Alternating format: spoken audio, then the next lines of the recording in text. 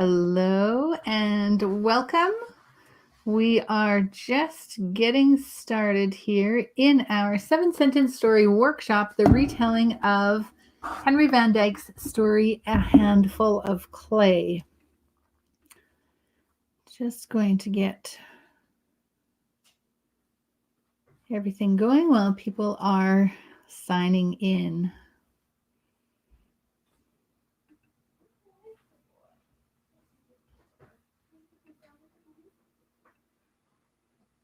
All right.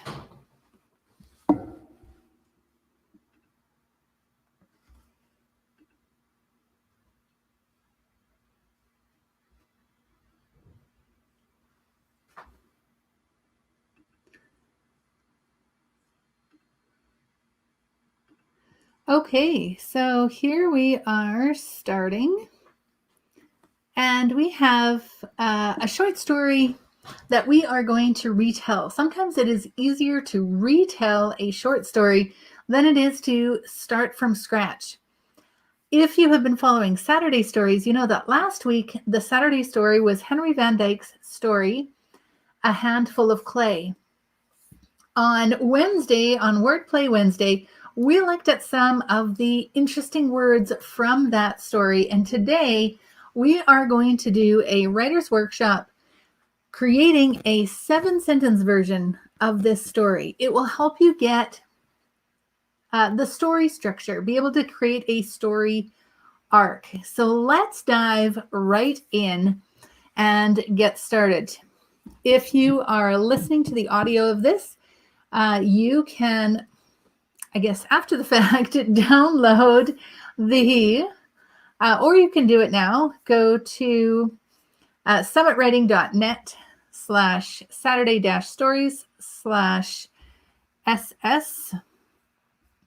SS-S3E8, and you'll be able to download the close reading guide, which has the story, which you can use it for a reference. And we're going to be doing a 7-sentence story version. So let's get going with that. I'm going to share my screen, and on the screen, obviously, if you're listening to this as the podcast, you're not seeing the screen, but you can feel free to download the resource. And on your screen, you are going to see the 7-sentence story framework. Okay, here we go. 7-sentence story framework. Perfect.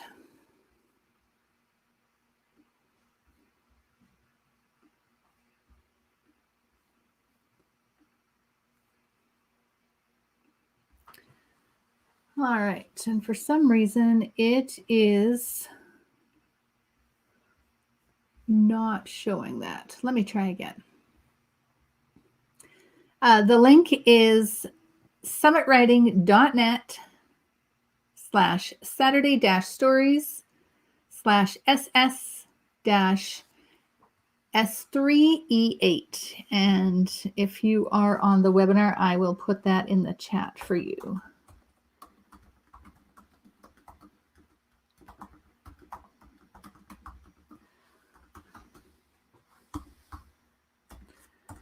All right, and there you can find that in the chat. And you can go ahead and download that close reading guide for a resource.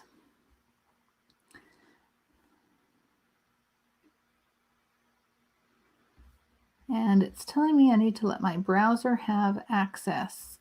Not quite sure why the browser doesn't have access, but we are going to keep going. If you are watching on YouTube, let's see if we can share the screen. There we go. And you're going to see the 7-sentence story framework. Let's try a different view here. And I'm going to make that bigger so that you can see what is happening as we go through. I'll try one more time on.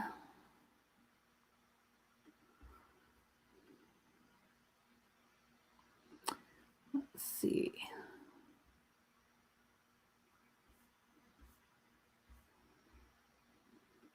All right. For some reason, it is saying that it is sharing with Firefox. Let's try this again. Let's try this again. There we go. All right. This is the first time we're trying to do this multi-stream, and we'll see how it goes. So in the story, A Handful of Clay, the essence of the story is there's some clay and it wants to do something wonderful, something magnificent, something worthy of honor. And it waits and it waits and it waits, and finally it gets shoveled up and it goes, oh, okay, well, the shoveling isn't very nice. And then it gets jostled around and transported, and that's not very nice. And it's all of these tribulations.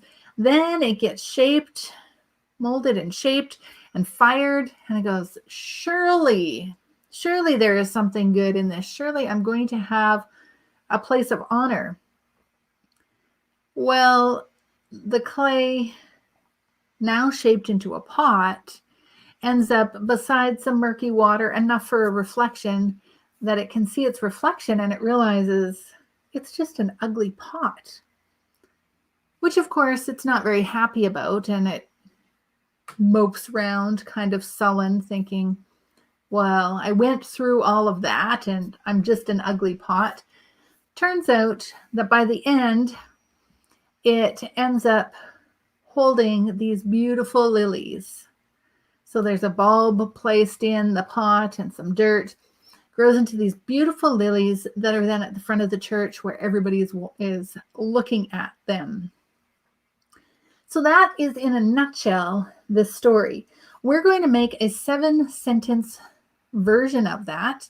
And we have a question for each of those 7 sentences. And if we answer those questions, we'll get the essence of the story. So we're going to dive in. And if you are looking at your copy of the story, and I'm going to go over there for the copy of the story, and then we can go through and see who is in the story. Where does it take place? Okay, where does this story take place? And if you are looking at your copy of the story, here we go, full of clay. All right.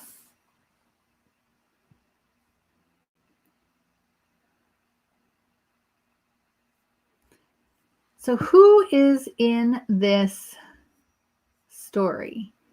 Well, we have the clay. So I'm going to, over here, we're going to create a little mini outline first. And I'm going to say we have the clay. That's fine. Now, who else do we have in the story? So it's this common, coarse clay. So perhaps we want to say that it is common clay. There we go. So nothing fancy. Who else is in this? We have the sunshine, the trees. So this leads more to the setting. So it is spring and it is sunny, and all of the nice things that go around being sunny, the trees whispering, the leaves beginning to expand, there's colors starting to to come out. Flowers, all of these things, sunny. So we have trees, flowers, a breeze. So those play into this happy mood, which contrasts with this coarse clay that is not happy with its status. There's a river, and all of these aren't necessarily key elements. They help shape the image in our mind so we see the contrast. But essentially, we have this common clay. Later, we'll see another pot, and we might want to put that in here. So I'll just put other ugly pot. And the common clay will turn into one ugly pot. And then we have the other ugly pot. There we go.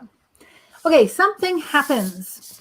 Every story needs something to happen to get the story going. And we need this inciting incident. And the way you can figure out what the inciting incident is ask yourself this question. If this thing did not happen, would I still have a story? If this event did not happen, would I still have a story? And if the answer is no, that is most likely your inciting event, or your inciting incident, as they like to call it. So in this story, A Handful of Clay, what event takes place that if it didn't take place, Henry van Dyke wouldn't have a story? Well, if you are looking at your version or your copy of the story, skim down. So if you've read it before, you can skim, and we're looking particularly for an event that gets the story moving. Well, here we have, one day, the clay felt itself taken from the place where it had waited so long. A flat blade of iron passed beneath it and lifted it and tossed it into the cart with other lumps of clay, and it was carried far away, as it seemed, over a rough and stony road. But it was not discouraged, for it said to itself, "This is necessary. The path to glory is always rugged. Now I am on my way to play a great part in the world." So here's the deal. If the clay had not been scooped out of the ground, would we have a story? No. Then the clay would still be there, complaining about the fact that it didn't have a position of honor. So I would say that the thing that happens is the clay gets scooped. And we can just leave it short, because we need to create an outline to see, yes, this makes sense and this is what we want to write. And then we're going to write the sentences for each of these items. Sentence number 3 is going to be the thing that happens that causes the main character a big problem. So there we have the clay being scooped, and let's keep skimming. And let's see what is causing it a big problem. Well, perhaps, it had this hard journey, and then it says, but the hard journey was nothing compared with the tribulation and distress that came after it. It was put in a trough, mixed and beaten and stirred and trampled. It seemed almost unbearable. So that is the first thing that causes some trouble. So we have this tribulation, where it is mixed.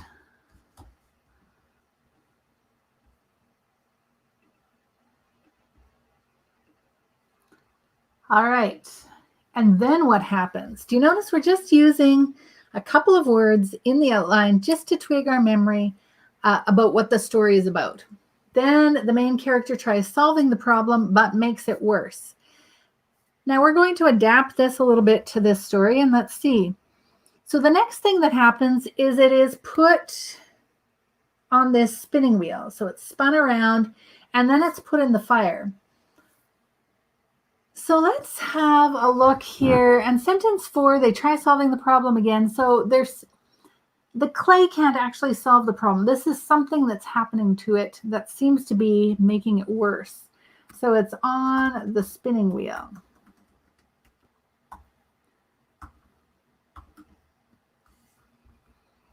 And then sentence 5, what happens? Well, then it goes into this fierce and penetrating, hotter than all the heats of summer kind of fire to bake it.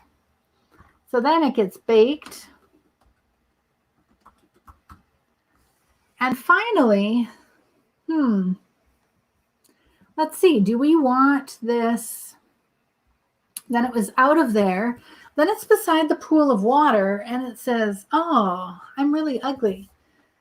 Is that it solving the problem in an unusual way? Well, let's see. It thinks, now certainly I must be beautiful because I've been shaped and I've been fired, and certainly I'm worthy of honor now. And he's not. Now, does that fall in solving the problem in an unusual way? Yeah, I'm not sure. Let's put it there anyway and let's see. So here we see C's reflection. Ugly. So he is ugly. Now, at the end, we see the character in a new situation as a result of how the problem was solved. So,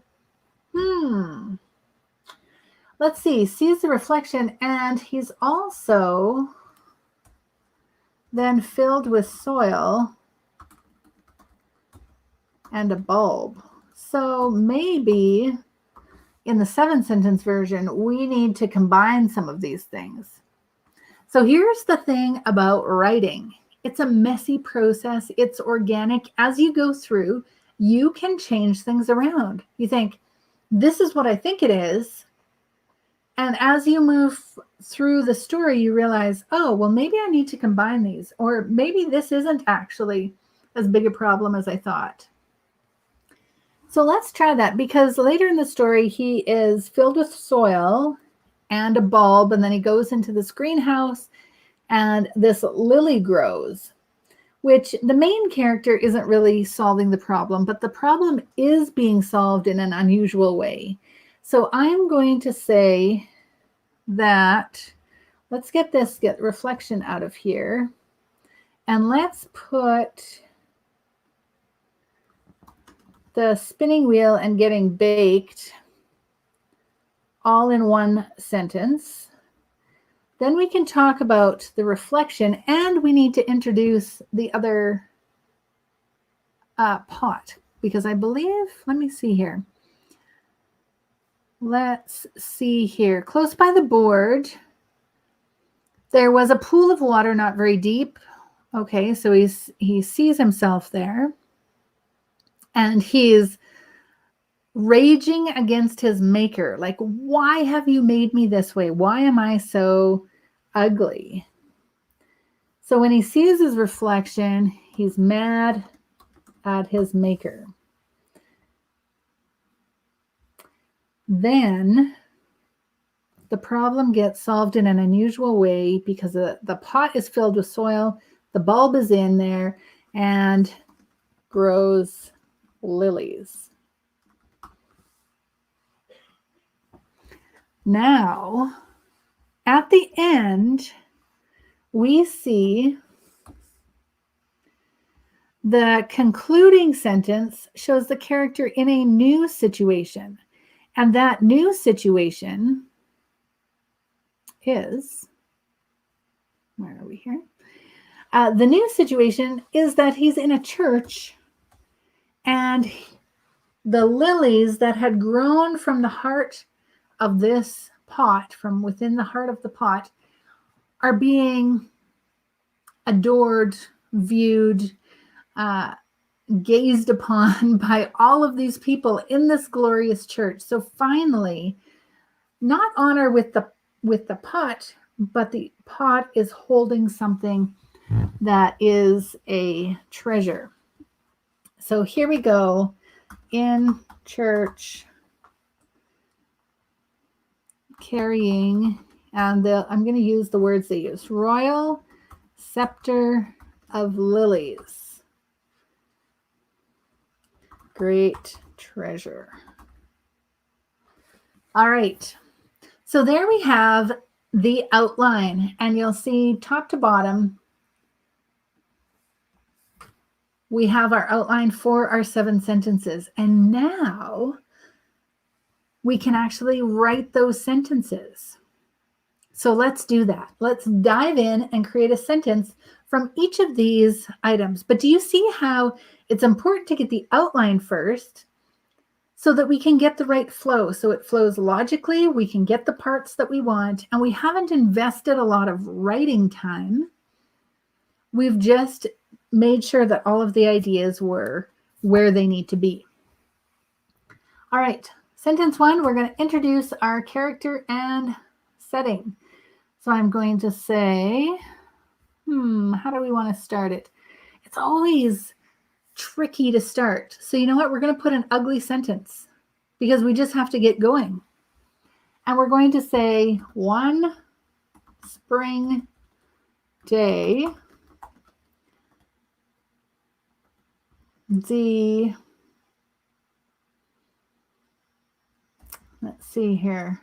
One spring day, a handful of clay in the bank of the river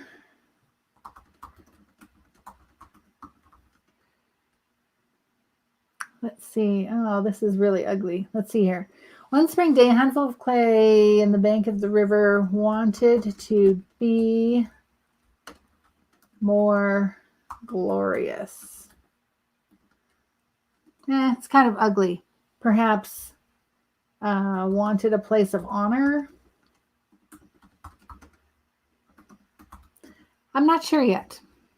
So we're going to come back because writing is all about revision. So something like that. Now, the next sentence, we're talking about the clay getting scooped up. So the clay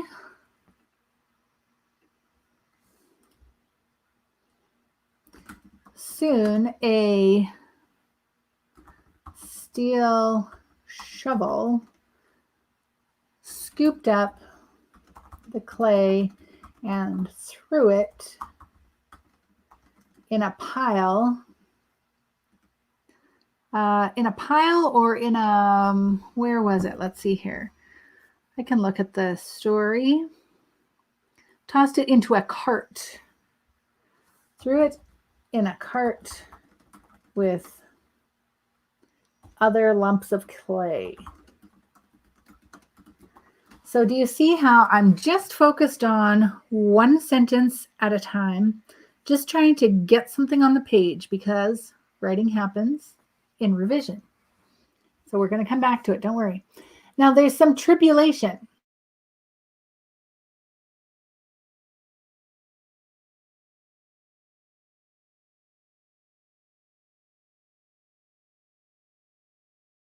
Self mixed and beaten and stirred.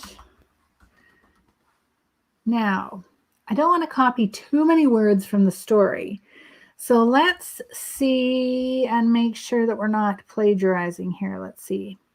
It almost seemed unbearable. Mixed and beaten and stirred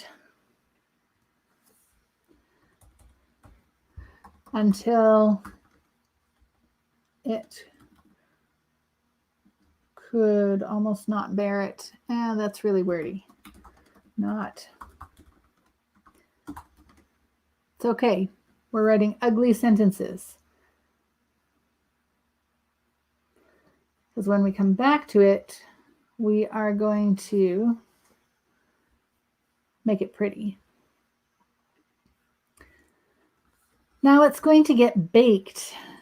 So let's say after all the mixing, it got shaped and then shoved into a hot oven. The word hot might be kind of boring there, but I don't want to censor myself too much when I'm just writing the first sentences. After all of that, oh, and I used after all in the previous sentence. Doesn't matter. We can change it. After all of that, it ended up cooling off on the riverbank. I'm not sure if it was really on the riverbank. Let's see here. Near a puddle where it was horrified to see its ugly reflection. Now, we could say something about it being mad at its maker, but how do we put that in? Let's see here. I'm going to leave it as is, and we'll come back to it, because this first draft, we just want to get stuff onto the page in sentence form of some sort. Now, sentence 6, it's filled with soil and a bulb and it grows lilies. So there's a lot we need to put in this sentence. And so let's get started here and say it was... Now, how can I say that they just tossed the soil in and stuff without thought?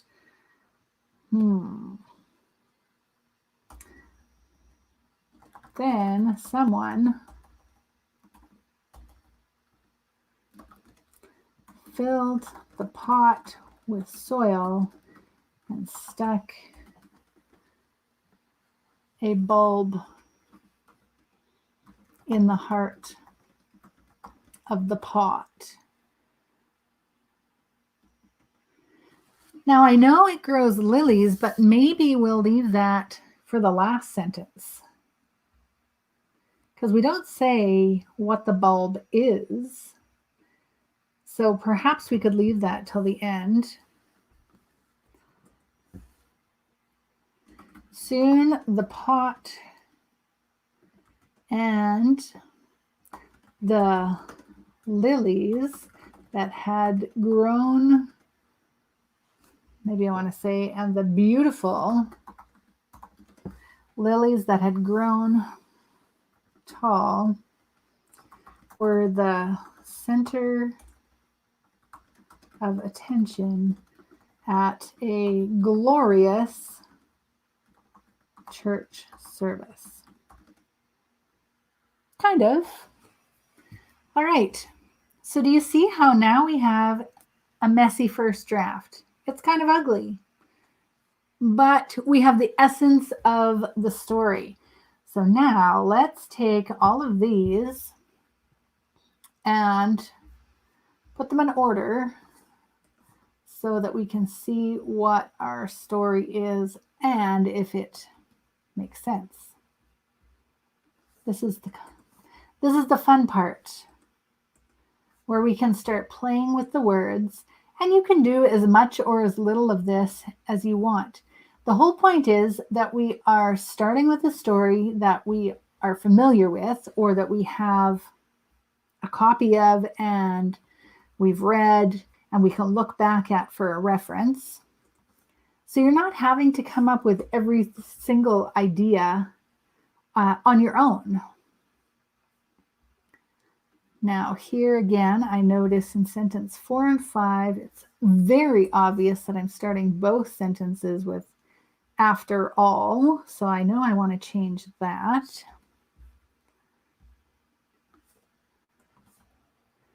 But like I said, this is where you can start to play with the language. And it doesn't have to be, you don't need to get out a thesaurus and start finding all sorts of fancy words. We just want the story to be clear. And we want to have some subject-verb agreement. We want the storyline to be there. Let's see if we've got it. 1, 2, 3, 4, 5, 6, 7. Here we go. One spring day, a handful of clay in the bank of the river wanted to be more glorious. And I'm going to say wanted to be in a place of wanted a place of honor. So I'm going to change that.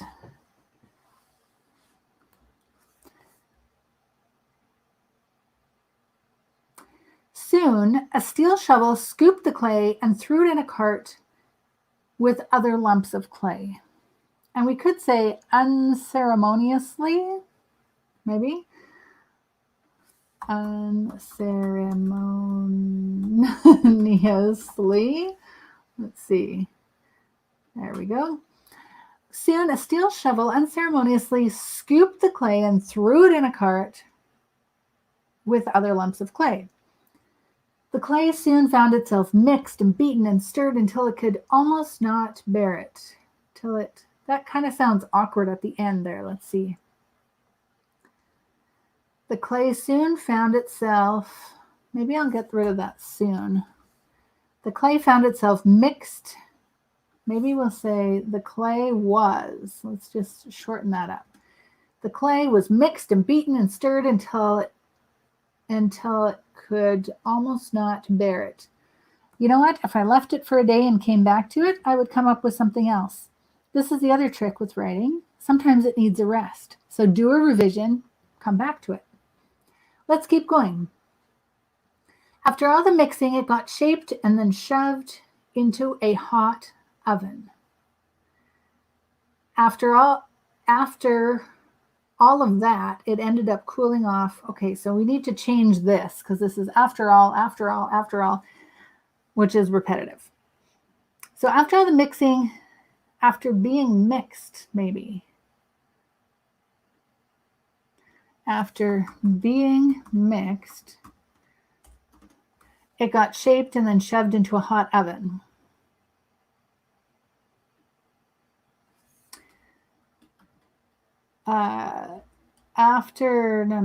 Coming out of the oven, it was then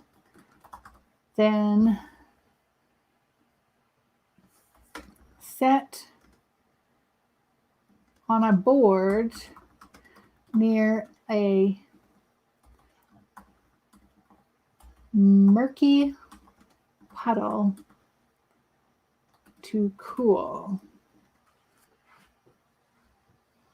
Now, I know we have this where it saw its ugly reflection, but we have 7 sentences. So what's important here? It's not actually important that it was the important part is that it saw its reflection. So perhaps we say when it was set. When it was set on a board near a murky puddle to cool, it was horrified to see its ugliness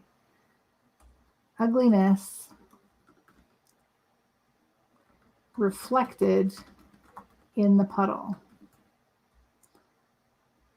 in the murky water. So I'm going to take out that other murky. Let's see, maybe we like that.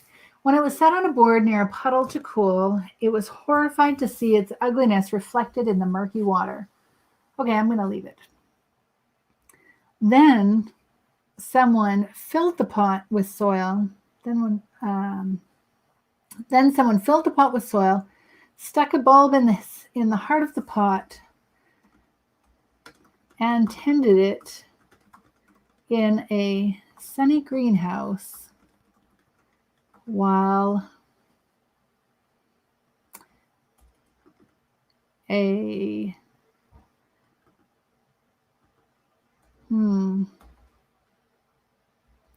let's just leave it while tended it in a sunny greenhouse.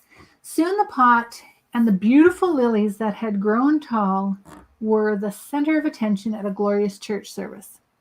So does this give the essence of the story? Let's read it from start to finish, and we will finish our workshop for today. One spring day, a handful of clay in the bank of the river wanted a place of honor. Soon, a steel shovel unceremoniously scooped the clay and threw it in a cart with other lumps of clay. The clay was mixed and beaten and stirred until it could almost not bear it. After being mixed, it got shaped and then shoved into a hot oven. When it was set on a board near a puddle to cool, it was horrified to see its ugliness reflected in the murky water.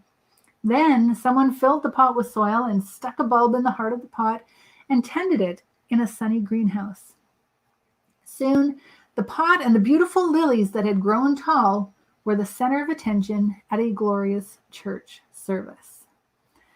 Now, do we want to use the word honor? Because we said they wanted a place of honor, and maybe we need to tie that here. So, held a place of honor at a glorious church service. Let me stop sharing my screen and I'll go back there.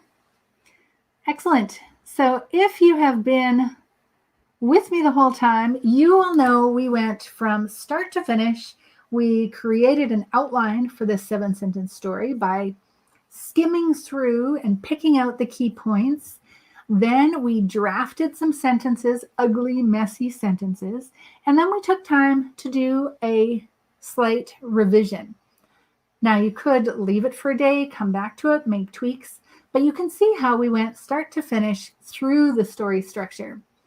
I hope you enjoyed today's session, and I look forward to seeing you on future writing workshops. Until next time, keep reading and writing.